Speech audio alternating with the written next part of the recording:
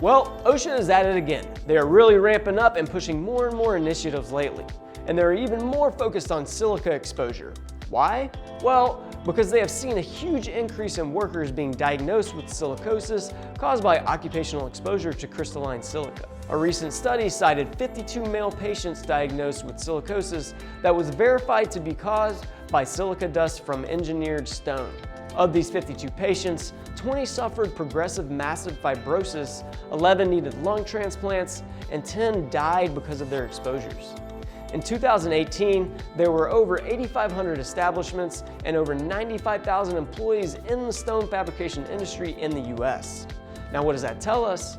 Well, it tells us that even 5 years ago, there were a high number of employees being exposed to silica dust. If you have questions, just email us at info@cnsocmed.com or just fill out the form below and a CNS Occupational Healthcare Specialist will help you out. Now, even though OSHA does have some rules in place for these types of organizations, they're really trying to crack down and protect these workers even more. The new initiative that OSHA just announced is focusing on two major things. First will be enforcement efforts, which will make sure employers are following the required guidelines to protect employees. And second, establishing procedures to prioritize federal OSHA inspections of these organizations where exposure is high. All of this is in addition to OSHA's current National Emphasis Program for respirable crystalline silica. We'll add a link above for that video.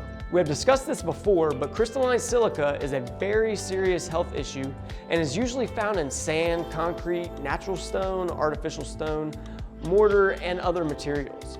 When cutting, grinding, and polishing these materials, a very fine dust that can be 100 times smaller than a grain of sand gets released into the air. If workers do not have protection, they're inhaling this dust into their lungs throughout an entire shift. It can lead to silicosis, which can disable a person or even lead to death, and it can also lead to chronic obstructive pulmonary disease or kidney disease.